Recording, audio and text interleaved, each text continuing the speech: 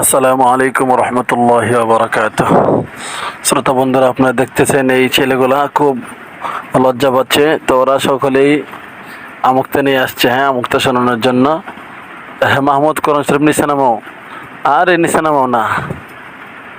আর হ্যাঁ, তো এই ছেলেগুলো খুবই শরম পায়, খুবই লাজুক।